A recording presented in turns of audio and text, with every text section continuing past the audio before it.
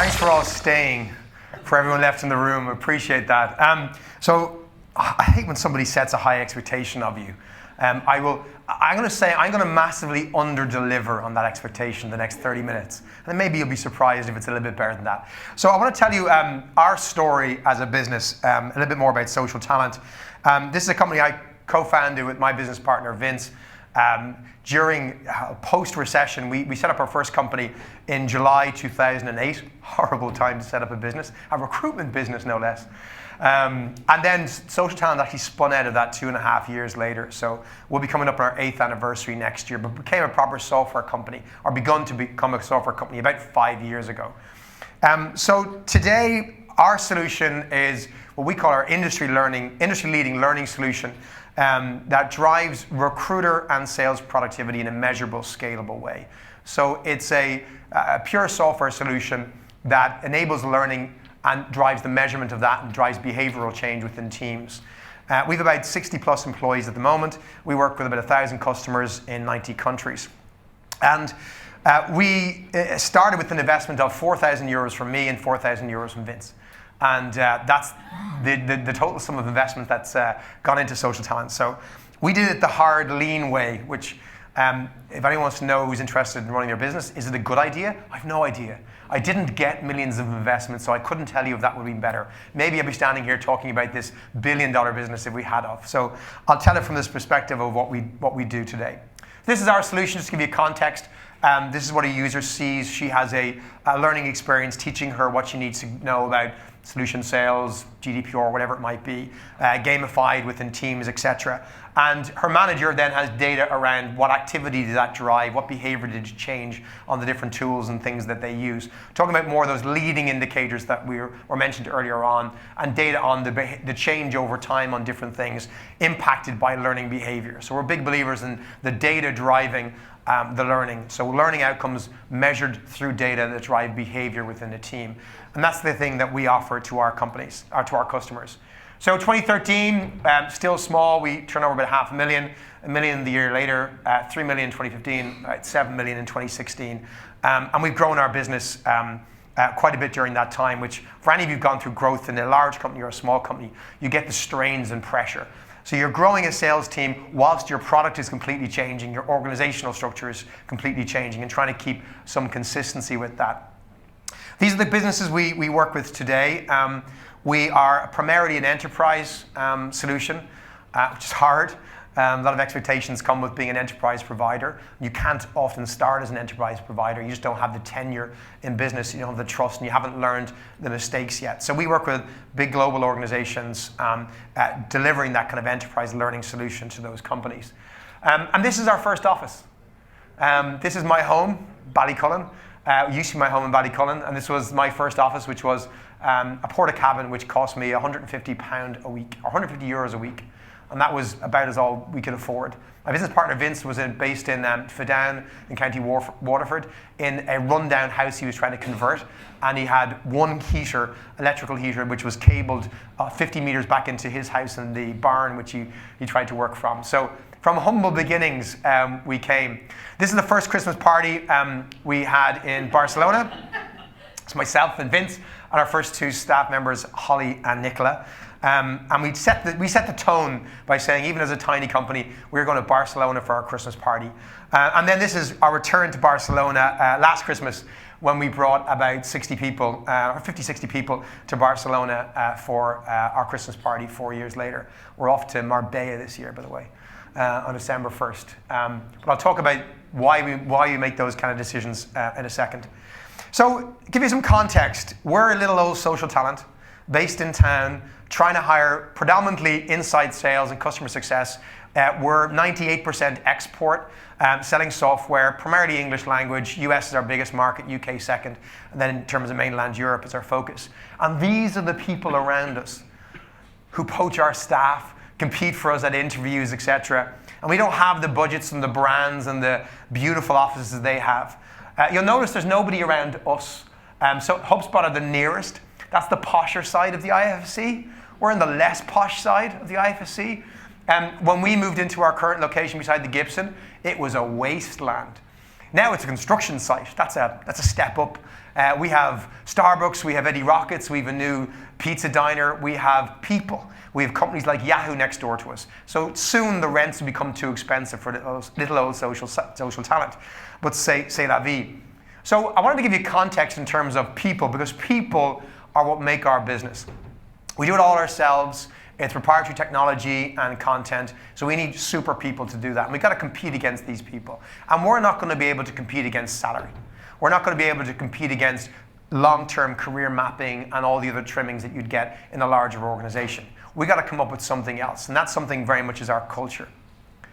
So for those of you who hadn't come across this definition of what a challenger brand is, I'll be very honest, I hadn't either, right? And I read it and went, yeah, that's us.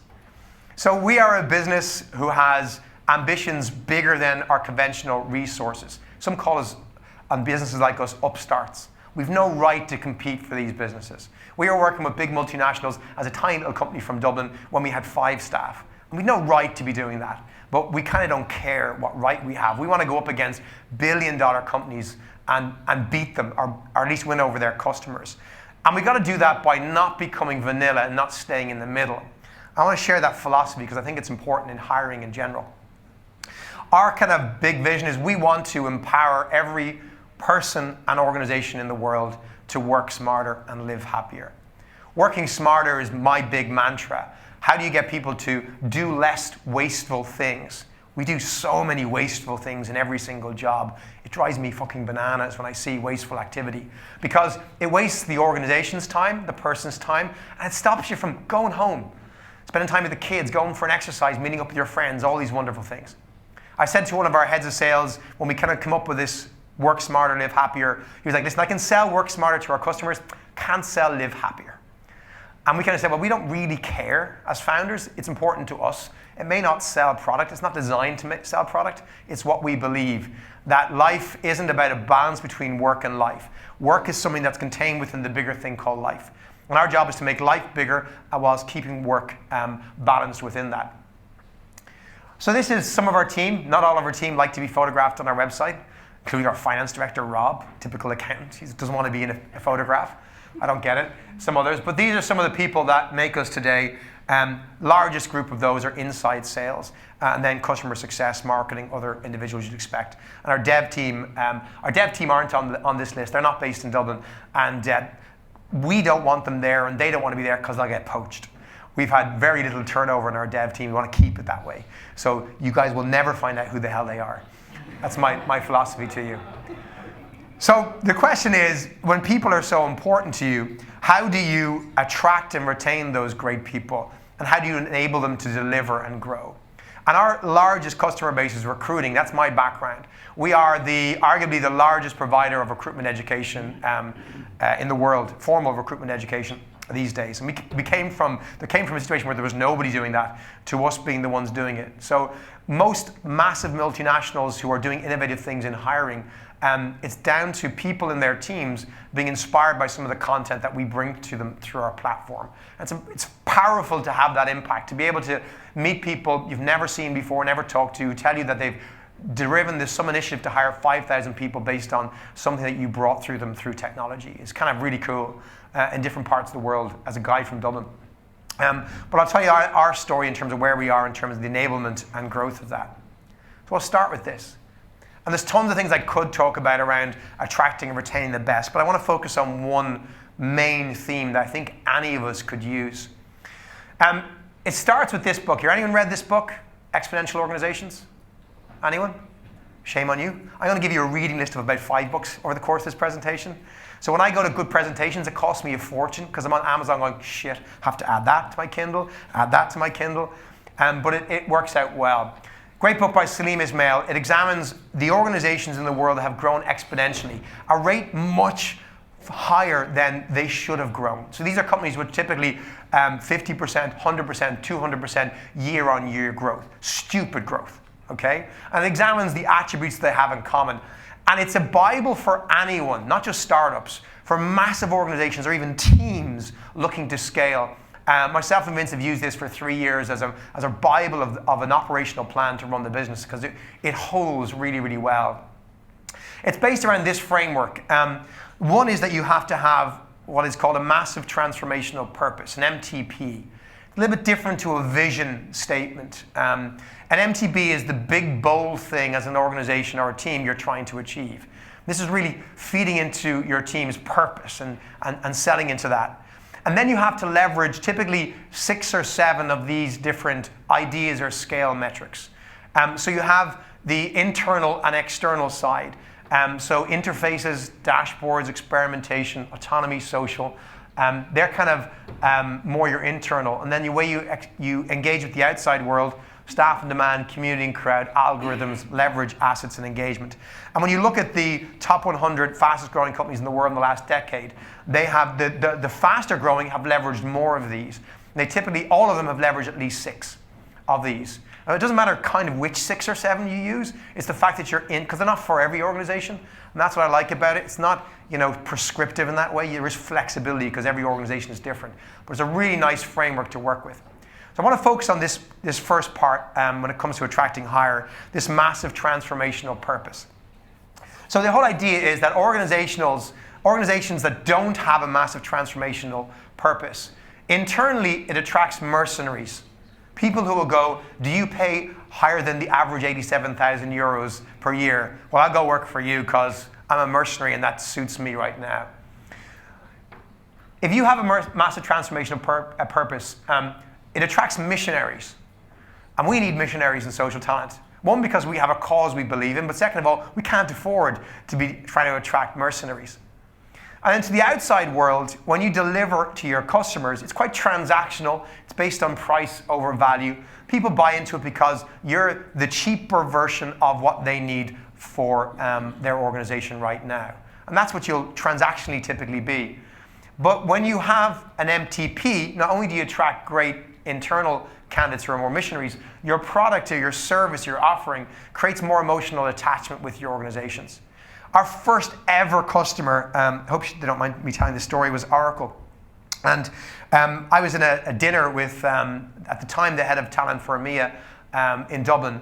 We had great big dinner over drinks. I was invited by a friend of mine who was doing some consulting work with them. And we all had wonderful drinks on Baggot Street one Thursday night. We left the restaurant half cut, and the head of talent said, Johnny, I can't wait to hear more about your product. We should really use it in Oracle. I said, that's brilliant, Anne-Marie. You don't know what the fuck I do.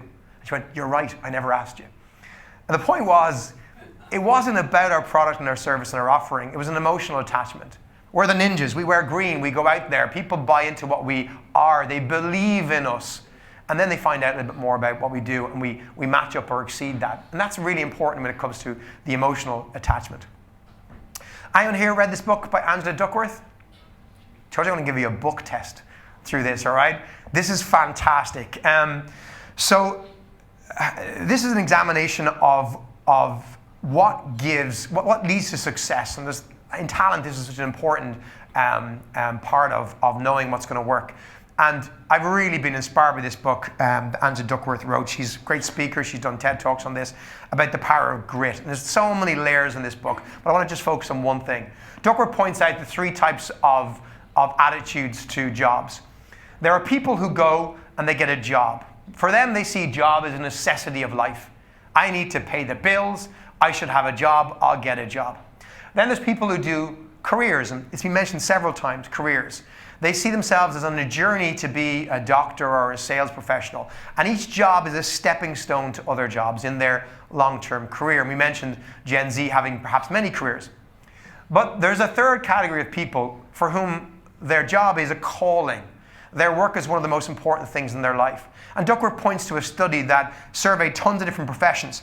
And interestingly, the same percentage of people who are doctors identify as job, career, calling as those who work in the waste and sanitation industry. So the same percentage of people who work in waste and sanitation would say my job is a calling, as would say in the medical profession. So it isn't about you working in a certain profession that gives you a calling. And this is one of the myths that she tries to debunk in part of the book. You don't have to go change job to find a calling. A calling is your mental attitude to the job you're already in. And it's a fundamental different way of thinking about things. And it isn't just about you, it's about the environment that's created around trying to make sure that you are, as much as possible, hiring people for whom their job is a calling. and coming to work for your team is about working within that calling. They are more successful, they have longer tenure, all the good stuff that you want to find within that.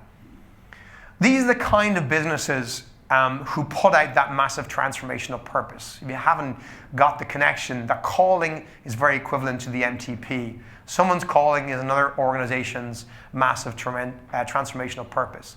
So Red Bull even gives you wings, TED's, ideas worth spreading, Google's mission to organize the world's information, Tesla, well that's about because you've read Elon Musk's book and you're nuts and you're mad into this. We have to go live in a different planet, right? For anyone who knows more about Tesla, that's what you have to buy into. But it's interesting, we do work with Tesla.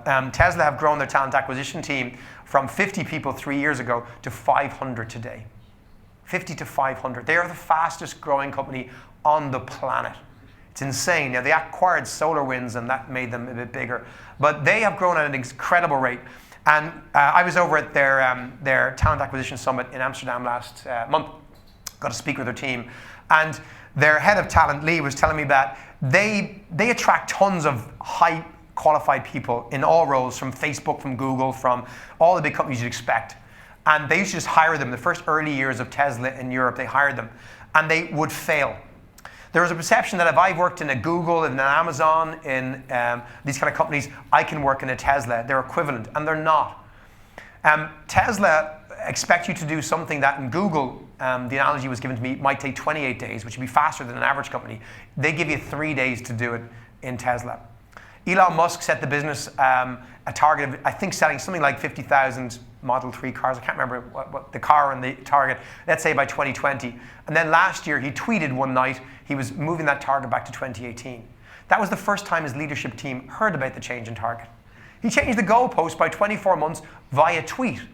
And the leadership went, what the hell is going on? He went, I believe you can do it. That was it. He left them to go figure it out. And they have figured it out, and they're going to hopefully deliver on their targets. But people join Tesla, their EMEA head office. Do you know what perks they give you? Free coffee. They have a coffee machine. That's it. Culturally, they're so into their MTP of changing the world and making it more sustainable, they don't believe in wasting money on fancy restaurants and food and luxuries. They won't even give away free t-shirts to their staff because all the money goes back into saving the world because it's a really important cause. When you go work for them, you're not going to see your family. You're not going to be able to spend time at the weekends with your kids. So do you know what? If that's important to you, don't come work for Tesla. But if changing the world and making it sustainable is, come work for them. And that's how they've changed their recruiting, because that's what it takes to survive at Tesla. Not for everybody, but they put this out there, and that's what works for them as an organization. So the way to kind of think about this, does anyone recognize what book or talk this comes from? The Golden Circle? Simon Sinek. So Sinek's Start With Why book, another incredible read. Great TED talk if you're not into reading books. He talks about organizations and leaders that start with what, which is, let's face it, most organizations, where they start with the what, the how, and eventually get to the why. And in the book, in the TED talk, he particularly took Dell versus Apple, and he spoke of Microsoft as well. This was about 10 years ago when he did the TED talk and wrote the book. So things have changed significantly, particularly around Microsoft, which I'll mention in a second. He talks about Dell started with what. What do? We sell computers. This is 10 years ago. How? Well, we do it cheaper and we do it direct. Why? Does anyone know what Dell's why is? Of course you fucking don't, right? Because they sold and have sold for years from a what out perspective, like most companies, don't get me wrong. So he contrasted that with Apple. Apple sell from, rather from what out, they sell from why out. So why does Apple exist? To make a dent in the universe, to shake things up, to be different. How do you do it? By challenging the status quo, by coming up with design-oriented, user-centric ways of doing things. And what do you sell? Everything. All sorts of crap. Right? People don't buy Apple because it's the cheapest what. They buy it because they sign up to the Apple brand and what Apple believes in. That's why you buy an Apple. You sit down and go, I'm an Apple fan. Androids are crap.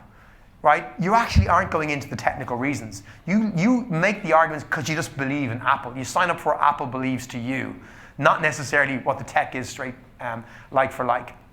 So when Sinek was talking about this, one of the parts of the book, not in the TED talk he talks about, was how this relates to careers. And he says that as individuals, when we look at our career, we ask ourselves fundamentally two questions. Why do I do this work? And why does this organization I work for exist? I challenge you that these are the two questions you have to put out there. So why do this work? Getting people into sales for the first time, you have to inspire them as to why they want to be in sales. Sales has a dirty name. I used to do, for a while, I used to do talks in the kind of small area, what they call I can't remember the name, Toastmasters. And I wasn't allowed to talk about work. I did Toastmasters with different groups of people. And one night there was you had to do a spontaneous talk about sales. And everybody was just talking about words that came to mind: dirty, horrible, blah, blah, blah. And I stood up and defended sales. I think sales is a fantastic profession. I've been in it for 20 years. I think it's wonderful. Most people don't. And the second is, if you buy into doing sales, you can do it anywhere. And Ireland's fantastic. Dublin's particularly fantastic. There's so many choices. So why should I do inside sales in your company? And it isn't going to be because you pay 5K more. That will attract the mercenaries. You don't want the mercenaries. Why do you exist? What are you doing? And I don't think it's just Generation Z. I think we all have this question to answer when we look at employers. So Microsoft, mentioned earlier on, Microsoft's massive transformational purpose, their mission, their vision to empower every person, every organization on the planet to achieve more. And when Bill Gates stated this back in the 70s, it was ambitious. They delivered on this. Microsoft did change the world. Office, the products, Outlook, Word, Excel, even products like LinkedIn, the Xbox have empowered people to literally achieve more. I'd argue Microsoft did more than PCs on their own did. Without Microsoft, I don't think PCs would have had the effect. So they delivered on this. And I do a lot of work with Microsoft's talent acquisition team. And last year we did a get-together in Munich for their EMEA team and a get-together in Mumbai for their APAC team. And I asked people in the room, could they tell me what Microsoft's MTP or why is? And very few of the talent acquisition teams could state this. So I put it on the screen and I reminded them. And I argued that leading with why, taking cynics' advice and saying, if you start with why, because most people when they talk about jobs start with what? What are we hiring for? Inside sales rep, business development rep. How will you help me? I'll give you training, support, but why should I be an inside sales rep with you? We don't do this. It's not that what and how aren't important. Cynic argued, you got to start with why. So I argued to the team, I said, just do me a favor. Start with why. Quite literally, in your job specs, don't rewrite your job specs. They could be better. But just insert a paragraph on the beginning of every single job spec that leads with Microsoft's why, because I think it's a fantastic why. And so they trusted me and they went and did this. And I spoke to the team, Chuck's team, early in this year and said, how have you found it? Any differences? And they said they did drive more volume of applications, which isn't always what you want, depending. But as a measure of quality, the percentage of candidates that are interviewed by the hiring managers across the business went way up, by literally just inserting a paragraph that took an existing statement the business had had for decades, but put it right there at the start. When you start with why, when you lead with purpose, it begins a conversation with a different type of person, a person who's more likely to join you for the right reasons, for the reason that you are in business yourself. From a hiring point of view, I then point to this, which is when it can go wrong and when you forget about this stuff. And we've made this mistake, don't get me wrong. This is I don't know if anyone's ever seen this values congruent behavior quadrant, all right? This is so simple as a framework when you're hiring to think about, right? Which is on the bottom axis, you've got call this your culture, your values as a business, what's important to you. And then this is performance. So we of course want to hire people who are high performers, right? No one wants to hire low performers who don't believe in your values. We call them incompetent assholes. But we get a lot of people who buy into our culture. They're really aligned with our culture and our belief, but they're just not very good at their jobs. They just can't sell. We call them incompetent nice guys, all right? And then you've got superb high performers. They win awards at other companies. They nail it. You go, I want to get that A player working in our team. She looks awesome. But you know what? She doesn't really align with our values and our culture. Too often we hire them anyway. We call them competent assholes, and they destroy a team. What you want to try and get is this top quadrant. You want to get people who align with your culture and are high performers. I don't think we talk about the alignment with culture enough when we're doing hiring, but I want to just remind you of this. You'll get competent nice guys and outstanding nice guys, and that's who you want to work with, nobody else on this graph. So let me just then mention more our story, which is around enabling teams to deliver and grow. And I want to point to this article. Has anyone ever read this article? So I'm not recommending a book here. So this is a really short piece of information. It is fantastic. It's an interview with a lady called Molly Graham, who's one of the early members of the management team in Facebook.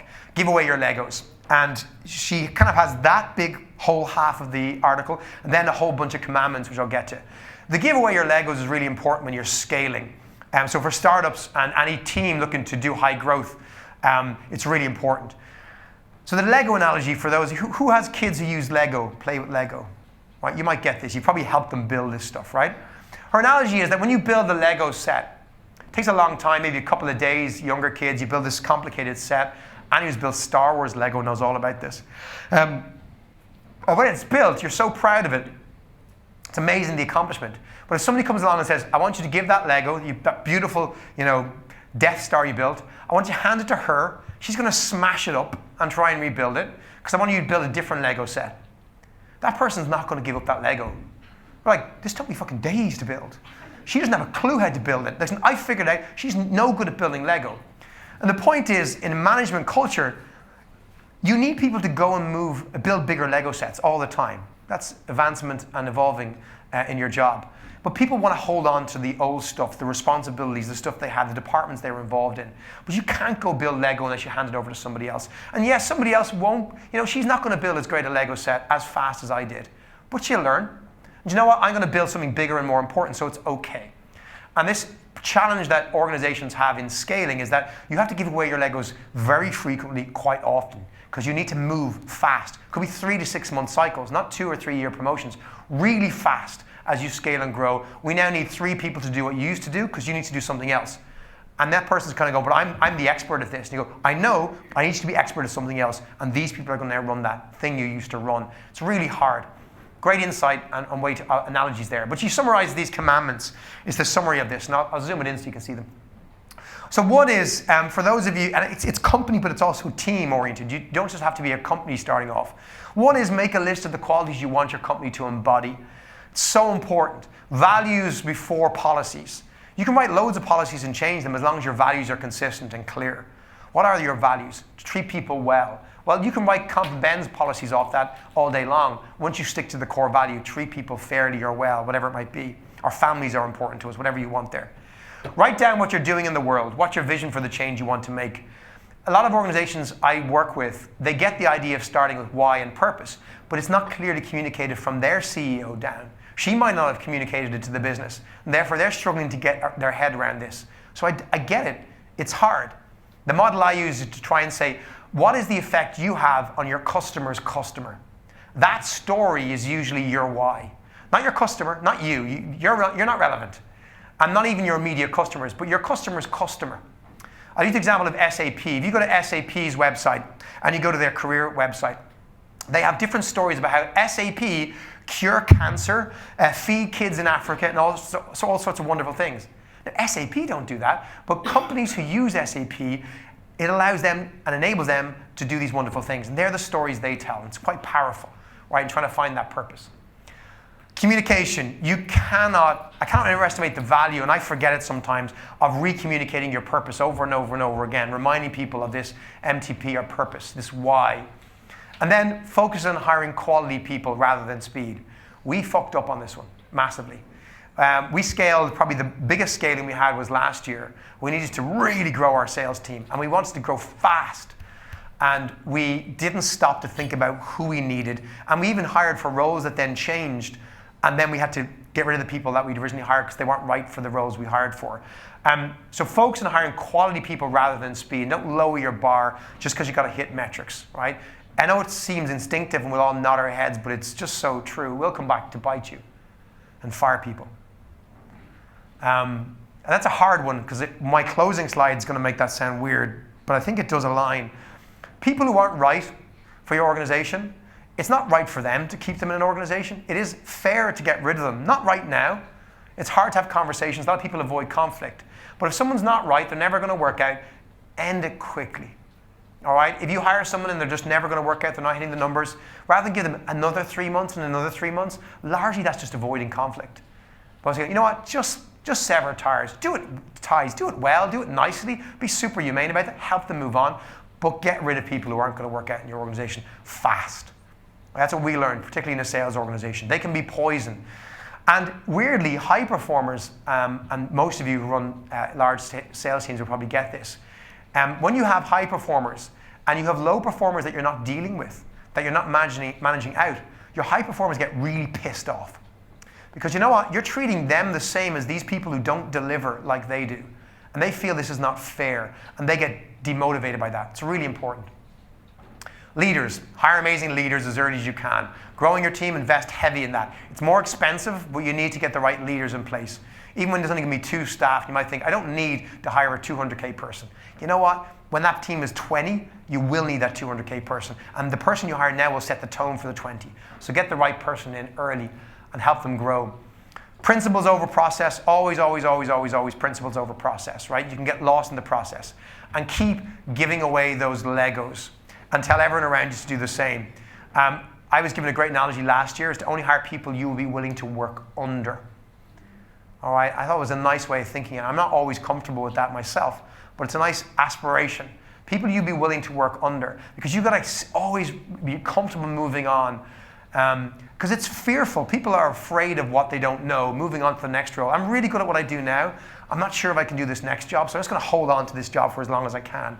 You've got to give away your Legos, and you've got to trust others to give away your Legos, even when you know they can't do it as fast or as well as you right now. They will one day. So then coming back to some of these aspects, we also employ as many of these as possible that work for us, and I'll just highlight some of them in our sales organization and business. Autonomy, really, really important for anyone in sales. Mentioned earlier on the Gen Z bit, but this book by Charles Duhigg, has anyone read this one? Again, book test. Smarter, Faster, Better, anyone? Right, you run sales teams. A book called Smarter, Faster, Better should be top of your bloody list, right? This is so important. And if you're in sales, you should actually do this, right? Great book. It looks at the science behind motivation. The first step in creating drive is giving people opportunities to make choices that provide them with a sense of autonomy and self-determination. This is a really important concept. In experiments, people are more motivated to complete difficult tasks when those chores are presented as decisions rather than commands. I use this with my 3-year-old twins. Rather than saying you need to do that, things they don't like doing, I say, for example, eating bloody food I want them to eat. Hey, do you want to have pasta or rice? Not will you eat your dinner? I'll get a no to that. Even at a 3-year-old level. Present choices. Motivation goes up with choices from the most base level up, and it stays with us through life. You need to get into choice architecture. By the way, it's great for customers as well. You always present things to customers as choices. Choices, by the way, you're happy with either option, of course. But when you present things in a choice architecture, which is fundamentally what autonomy is, it drives motivation. So we start with OKRs in our business to do this. Right? It's how we basically get autonomy on scale across the business. We want to give people as much autonomy. Autonomy isn't let everyone do what the fuck they want, right? So write their own job specs? No. Not from scratch. Within guide rails, all right? So OKRs, anyone here use OKRs in their business? Objectives and key results? Got one hand at the back, one or 2 hands. So we found this, for us right now, a brilliant way to do this. We set the objectives, 3 objectives for the organization for this quarter, 3 key results under each of those objectives. Every department runs the same way, and then it cascades down. Well, not cascades, but in parallel, each individual has to build their own OKRs. Once they're locked in, they then make their own decisions day to day about what they work on, what they do, because it's very defined and agreed by everyone in the business how they'll be measured, and it's aligned to the overall company objectives and key results. And then you have autonomy. Without this, autonomy means people will work on the stuff they like to work on, which may not and probably won't align with what you want as a business. All right, so that's the idea, is give them a framework that aligns with what you need, but then give them the freedom to do it as they wish. And that's what I mean by autonomy, not just full autonomy. You've got to have the actual infrastructure around doing that, which particularly with salespeople, they need to understand the rules in place, the guidelines, the things that are within their control, not within their control, be given the resources, know how to access them, and then, and only then, do you allow the autonomy to work within that. Saying, oh, go on, work with any account you want, you set the price, it's no problem at all. Hey, you just sell as much as you can. That's crazy stuff, right? Okay, you gotta be realistic, you gotta run businesses and teams here as well. So principles like that work nicely. We implemented Slack. We replaced WhatsApp with Slack. We started with WhatsApp as our social communication tool. Caused some problems after a while. People forget which channel they're in on WhatsApp, and then you get strange stuff put into your company channel. Not good. They tend to not do that in Slack. But Slack allowed us to scale. I didn't understand Slack for about a year. I was like, why is everyone using this bloody social tool? I don't get it. And then we really started using Slack much better this year, and we're changing some more things around that to really scale communication and collaboration. And Slack channels open up, and you got teams collaborating, working on stuff. We took Slack's advice by using different things like emojis to see when things are done. So we do a little bit of task management through Slack. They gave some great advice over. You set Slack channels up around customers, for example. You'd have, let's say, a sales rep puts in a request. Customer success can basically throw the eyeballs emoji up to say, I'm on it. And then they put a green tick in to say it's done. And when you then examine it as a leader or an account manager, you can see exactly what's in progress, what's done, completed. It's a super simple way of seeing what's going on and gives us more enhancement than a CRM to do that. So using social tools in the right way is really, really smart. We use our own platform. We did this last. We're selling our platform to the world about how to enable their teams. Then we hadn't implemented it in our own teams. Our sales reps were using it to demo only. And we realized that's the wrong way around. The best way for them to demo is to be part of it. So we reconfigured it at the start of this year, and we now deploy customized learning paths to different people depending on their role within the sales team, whether they're customer success. We deploy our learning this way. We use all our analytics around that. So we started to use that. It's quite social. It has social engagement where you can give your team kudos for passing different milestones, for achieving things. And we integrated that so they can socialize it amongst themselves. Managers can see what's happening with their teams in a really light social way. So we finally took our own medicine and did that this year. It's worked really well. And we use dashboards, another part of that model. This is one of our own dashboards. This is what a manager sees in the back end. So we can use any tool like Salesforce, LinkedIn, their email, whatever you want. And we can graph and pick data points from the tools all in one place. And we can correlate to see how learning changes behavior, how people are trending. And this is all about the leading goals towards those lagging goals. So we're trying to anticipate, will someone hit this quarter based on their activity, literally all their activity. And we analyze what activity correlates, because the surprising stuff can correlate with success. So we get all that data. We implemented Salesforce a couple of years ago, and we spent 9 to 10 months customizing the crap out of it before we got any really meaningful value. And I know loads of people who use Salesforce, but they never did the same depth of customization as we did. Salesforce wheel my business partner Vince out on stages constantly, because he just tells the story of how we use it in our business. Because apparently we're one of the most customized versions of Salesforce in Ireland. Because I fucking pay for it with my own money. I want to see the value of it. So as a business owner, I was like, I want this to work. So we spent the time to get the real data to then understand the insights to drive decisions. Like giving dashboards to our teams so they could really see their own pipelines, where the gaps were they short, were they there, so that we didn't have to have managers shouting at them, that they could go, how am I getting on with pipeline for this quarter, this year? Prediction models, this is likely to lead you at this revenue, so they can make their own decisions about what they need to do. It doesn't require a manager to try and drive that. But fundamentally, and I'll come to a close now in a second, all of these things are built around our values and beliefs as an organization, around what kind of organization we want to be and set out to be. And this comes from, it didn't come from, it aligns with a study that I came across that started in 1994. And it was a 15-year longitudinal study on businesses and what cultures they adopted from day one and how that impacted their growth over time, done out of Stanford. And this was done when Silicon Valley was beginning to explode, so heading towards the dot-com boom and stuff. So it seemed like a right time to do it, and they did it with the tech companies like Google and Facebook and loads of others. So 200 companies were examined for 15 years, and they examined 5 different company types. Autocratic. Anyone know what an autocratic company is? CEO says, do this, that's it. That's what I want you to do. Autocratic structures. We all know them. Bureaucratic, by the way, is a lot of massive big companies. Middle-level management, bureaucracy controls the company. Engineering is kind of like the Facebook type organization, and arguably the Google type, where one particular type of person drives, or skill type drives the whole culture. So Facebook's very engineering oriented. The engineers run the business. They're in charge. Their ethos works, and everyone has to work towards an engineering culture. Star culture is used a lot by big growth companies, a lot of you in the room as well. Let's hire the best and brightest, the best universities, hire from the biggest companies, the high achievers. Let's just fill our company with stars. And then there's commitment culture. Commitment culture comes out of the 60s.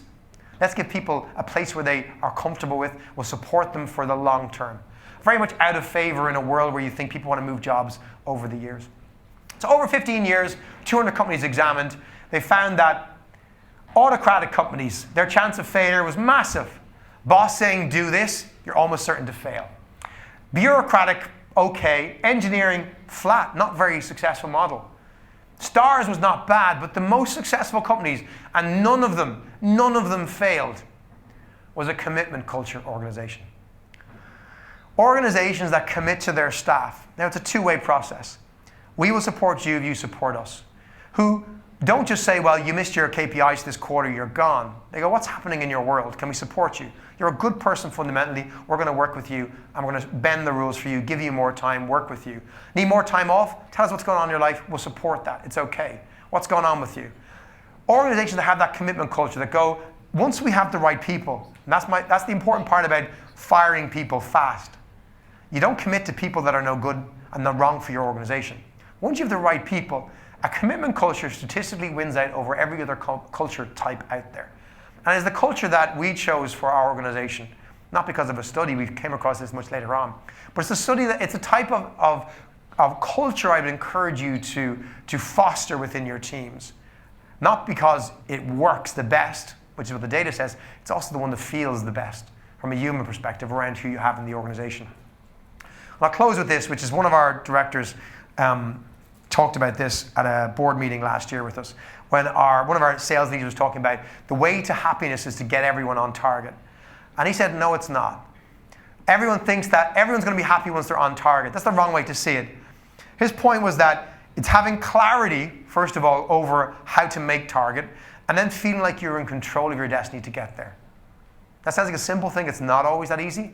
Clarity over how do I get there, and then I'm in charge of getting there. So that's around, are they well enabled? Do they understand your product? Are they trained in that? Are they clear on pricing, what they can control? So it's having all that stuff in place, the really good structure is so important, and then just leave them to it. That's what creates happiness in a sales culture. Don't focus on getting everybody on target. Create clarity, give them the tools to get there, and leave them alone, and support them with coaching and everything else. But that's what creates happiness in a sales environment, and what creates a better organization. Thank you.